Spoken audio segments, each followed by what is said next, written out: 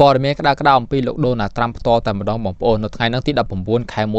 2026 យើងនឹងឯងលោកដូណាល់ត្រាំប្រកាសដំឡើងពន្ធទៅលើសមាជិក NATO ចំនួន 8 ប្រទេសដែលលើកទ័ពទៅការពារកោះ Greenland កោះ Greenland ដែលលោកដូណាល់ត្រាំកំពុងចង់បានហ្នឹងណា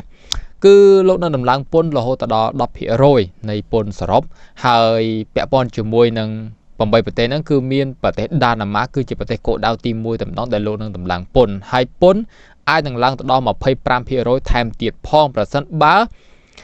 ការចរចាពាក់ព័ន្ធជាមួយកោះ Greenland នៅថ្ងៃទី 1 ខែមិថុនាឬខែ 6 យើងនឹងឯងมันមានការសម្រេចឲ្យត្រឹមត្រូវតាមការចង់បានរបស់លោកហើយលោកក៏បានបញ្ជាក់ដែរថាប្រទេសចិននិងរុស្ស៊ីក៏កំពុងតែចង់បានកោះ Greenland នឹងដូចគ្នាដែរដូច្នេះហើយប្រទេសដាណឺម៉ាកគឺគ្មានជំរឿអ្វីនោះទេគឺលោកបាននិយាយបែបហ្នឹងឥឡូវនេះគឺភាពតានតឹងពាក់ព័ន្ធជាមួយកោះ Greenland អឺរ៉ង់ហើយជាមួយនឹង Venezuela ដូចជារៀង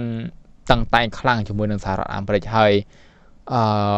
ព័ត៌មានទៅមុខទៀតយ៉ាងម៉េចគឺខ្ញុំនឹងបន្តឲ្យបងប្អូនទាំងគ្នាហ្នឹងហើយបាទអរគុណច្រើន